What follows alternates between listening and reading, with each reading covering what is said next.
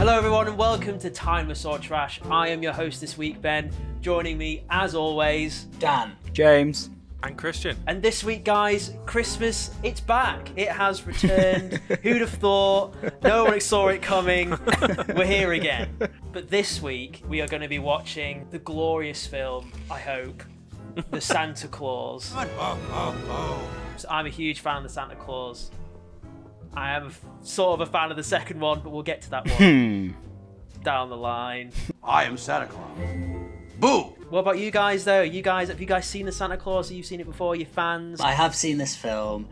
From what I remember, it's a Christmas classic, I suppose. Again, as the running theme with a lot of the films you guys watched, it's more from your youth than mine. Can I just point out that we weren't born when this came out? Yeah, but you'd watch it when you were kids, wouldn't you? Someone would say, there's this film, kids' film with Tim Allen, and little 5-year-old Christian would be like, yeah, why has he still got a beard, though? Yeah. As if a little 5-year-old Christian was like, yeah, Tim Allen, I love Tim Allen. But anyway, yeah, what was I saying? Awful film. Hate it. Can't wait to watch it again, just to fill up my hate hump in time for Christmas. Right. To smoothly transition on. No, my true thoughts of the film is that it's I remember it being quite a sweet-natured, quite funny. You know, Tim Allen's pretty good in it. A bit of a classic Christmas film. I'm all for watching it again, I guess, getting the festive mood. Christian, what about you? Are you a fan of The Santa Claus? I remember seeing this film a couple times as a kid. It was just kind of on. I don't really remember a lot about this film, apart from it includes manslaughter and a deadly curse. I haven't seen it since I was 5-year-old Christian with a full beard. Go on, James. What about you? this is just another film on the long list of films that we've done for this series where I just sit here and go, I think I've seen this, but I don't really remember anything about it. I think I'll probably, as we're watching it, I'll be like, oh yeah, it's coming back to me, but I remember very little about it, like, right now. But I like Tim Allen. And before we get started, do, if you can, give the video a little like, little subscribe, It's Christmas, it's a time of giving. Give us a like.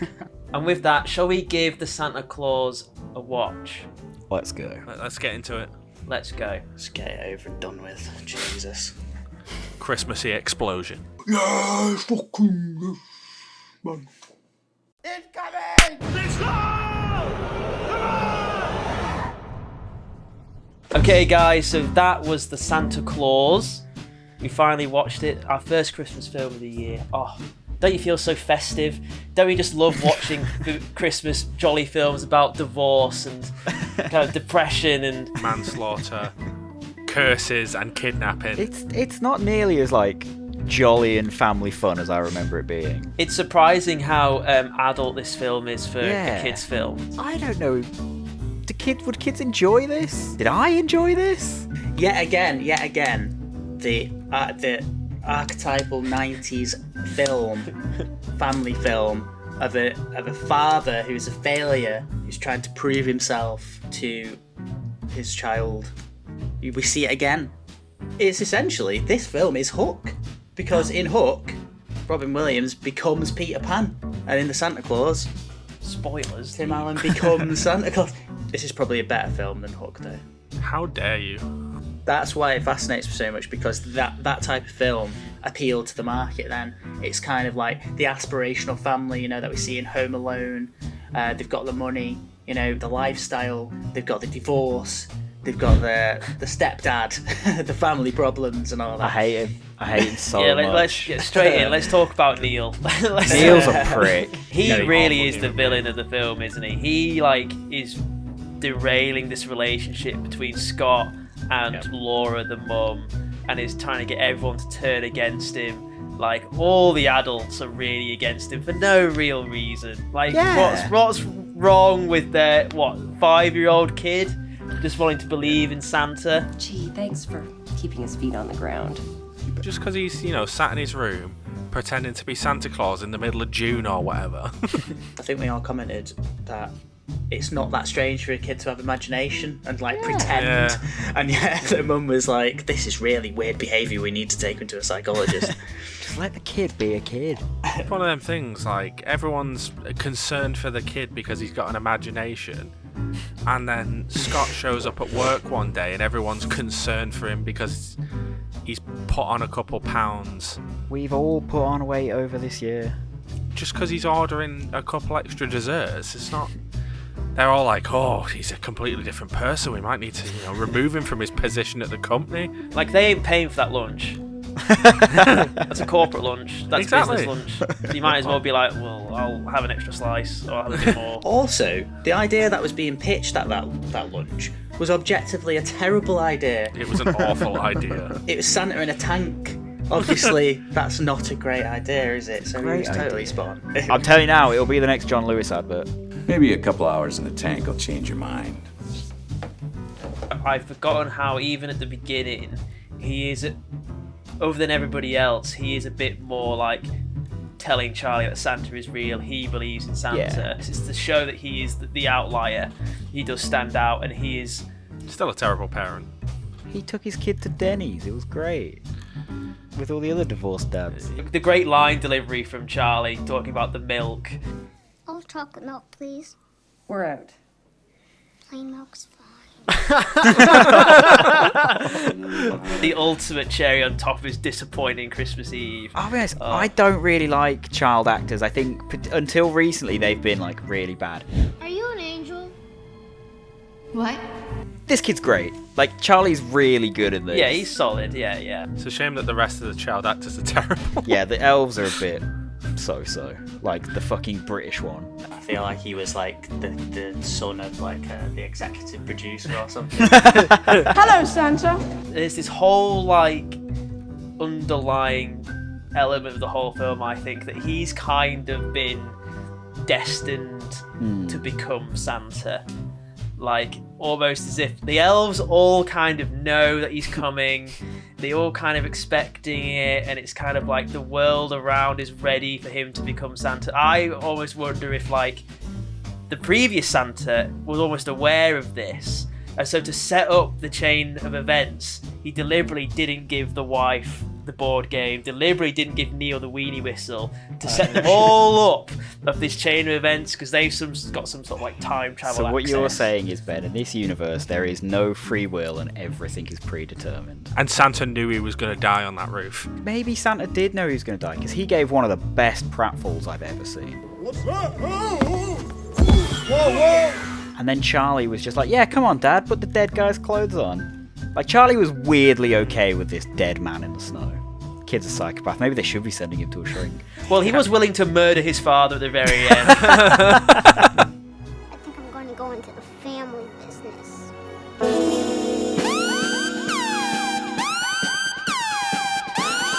I was like, oh, Jesus. Can I just say that this Santa Claus, it should not be looked on like, oh yeah, and every time there's a new Santa, it's like, no, the card that he pulled out of the pocket said Santa Claus, North Pole, and then had a red bar around the edge. It's only if you magnify that red bar that you actually get the Santa Claus. It's very misleading what happens if you put the coat on. The other side in black writing just says, oh, just put the coat on. The reindeer know what to do. It's a lot darker than I remember it being, if I'm honest. Like, just like little things about it. It's like, oh yeah, you give up all identity if you put it on. Like, essentially, Scott Calvin just gets wiped from the earth, and now you are Santa. And you are now Santa until you die. You have no choice but to have that beard, the white hair, the long hair. At least it's a good look. By the way, look. Nice. I thought overall, the effects as him were getting bigger as he went on were pretty decent. The slow ramp up and the prosthetics, pretty good. That very famous shot of when all his hair suddenly grows back, it's not great, is it? The execution and the idea, I give it a pass. And the line delivery at the end, the little button. I'm in big trouble. Mm-hmm. To be honest, this film's quite boring. Like, I was... It's I dull. was going to say the same thing. Yeah, like, Oh I my think God. opens fairly decently, it's nice. All the stuff from transitioning to Santa, and then, weirdly enough, once he is Santa, it kind of takes a dive for me, if I'm honest. I was going to say I was super bored up until that ZZ Top song kicked in. That was when, for me, I was like, this is going to be... I mean, great dance number, don't get me wrong. Best scene in the film. It's almost like it's a film for children. But it's weirdly not, because like the middle period.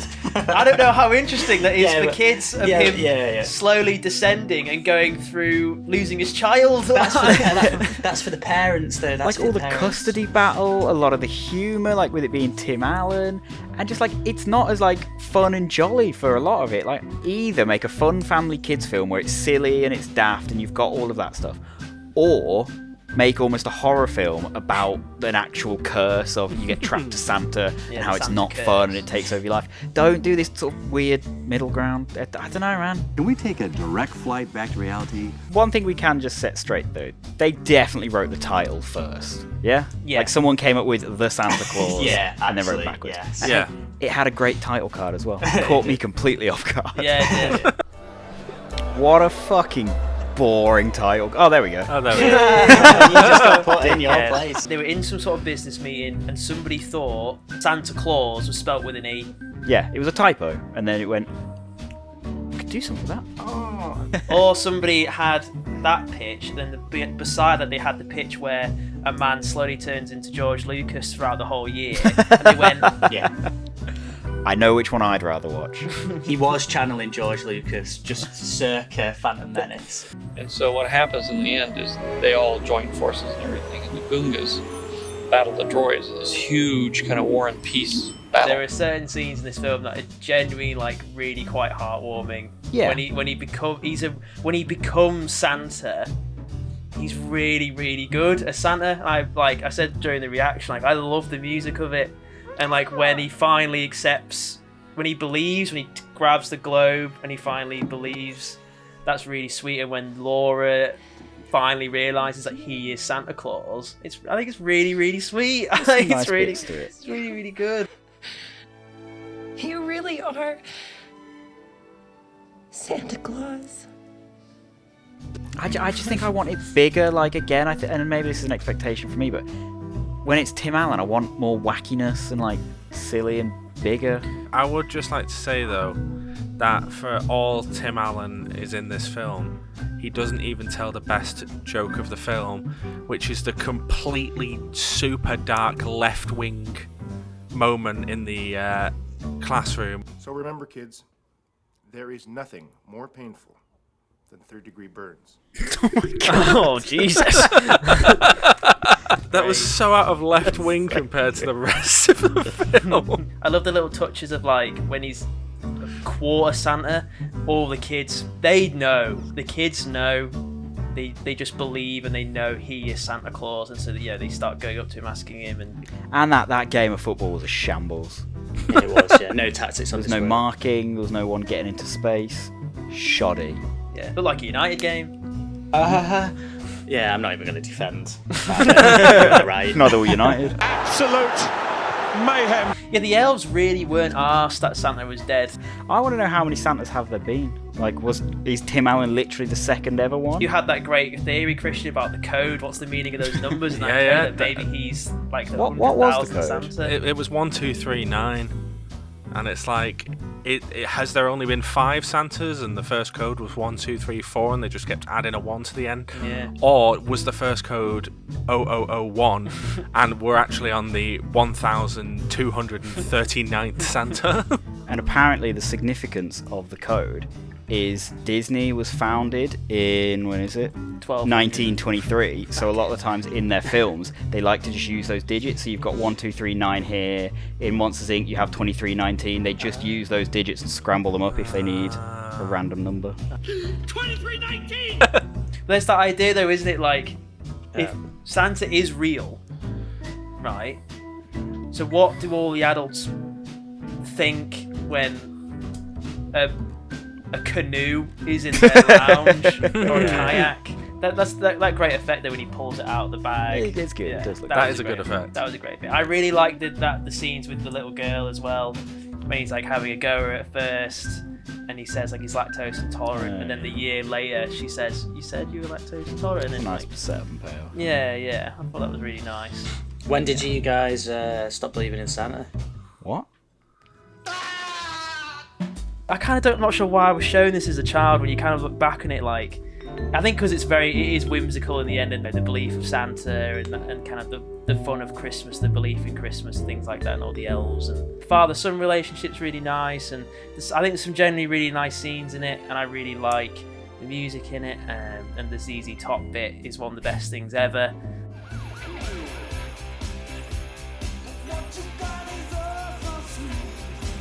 Yeah, for me, I love it, so it's timeless for me. I think there is some really nice bits in it. I think it is a really good premise. I like the idea of it. But for me, I think it just falls short of, it's a Christmas film with Tim Allen. It should be fun and a lot more wacky, and it just wasn't. So I think I'm going to have to give this a trash. Not awful, but just not as good as it should be. If we're going to have sort of deadbeat office dad who disappoints his son constantly and then goes on a wacky adventure and becomes his son's hero as soon as he puts on a red suit, it's just not Jingle All the Way, is it? Jingle All the Way is just a much more entertaining film all the way through.